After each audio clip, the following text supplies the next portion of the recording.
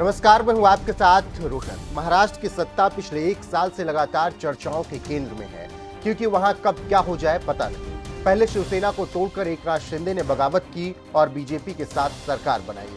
उसके एक साल बाद ही अजीत पवार ने एनसीपी पार्टी तोड़ दी और सरकार में जाकर शामिल हो गए। यानी सरकार में बीजेपी के साथ शिवसेना और एनसीपी दोनों के बागी गुट शामिल हुए, जिसके बाद सत्ताधारी पार्टी अब एमवीए गठबंधन से कहीं ज्यादा मजबूत नजर आ रही है।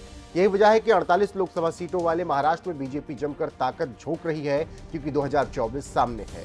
लेकिन इन सब के बीच मुख्यमंत्री एकनाथ शिंदे थोड़ा टेंशन में नजर आ रहे हैं, क्योंकि एनसीपी को तोड़कर आए अजीत पवार ने बड़ा दांव चल दिया है और कहा जा रहा है कि एकनाथ शिंदे की सत्ता जा सकती है। जिसके बाद अब मुख्यमंत्री एकनाथ शिंदे अपनी राजनीति को धार देने में जुटे हुए हैं और विपक्ष पर खूब निशाना साध रहे हैं। इसी कड़ी में उन्होंने मुसलमानों को लेकर एक बड़ा बयान दिया है और कांग्रेस पर निशाना साधा है, जिसकी इस वक्त चर्चा हो रही है। आपको बता दें कि मुख्यमंत्री एकनाथ शिंदे ने मुसलमानों पर बयान देते हुए कांग्रेस पर निशाना साधते हुए कहा, कांग्रेस को लगता है कि मुस्लिम समुदाय हमेशा गरीब बना रहे, मुसलमान शिवसेना से दूर नहीं रहेगा, इसीलिए कांग्रेस गलत भ्रम फैला रही है।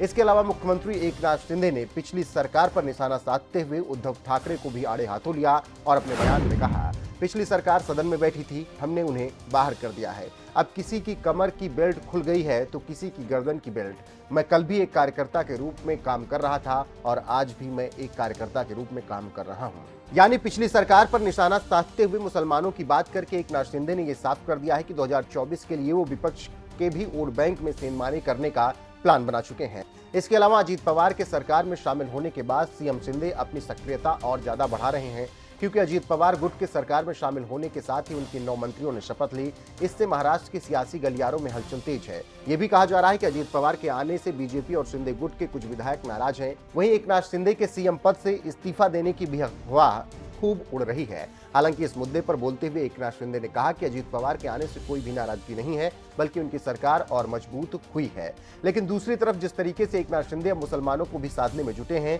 उसने महाराष्ट्र की राजनीति में थोड़ा और ज्यादा हलचल पैदा कर दी है। फिलहाल देखना होगा कि आगे क्या कुछ होता है और किस तरीके से वहां की सरकार आगे चलती है। लेकिन अभी जिस तरीके से एकनाथ शिंदे ने मुसलमानों को लेकर बड़ा बयान दिया और कहा कि शिवसेना से मुसलमान दूर नहीं जाएंगे, उसको लेकर आपकी क्या राय है, कमेंट करके हमें जरूर बताएं।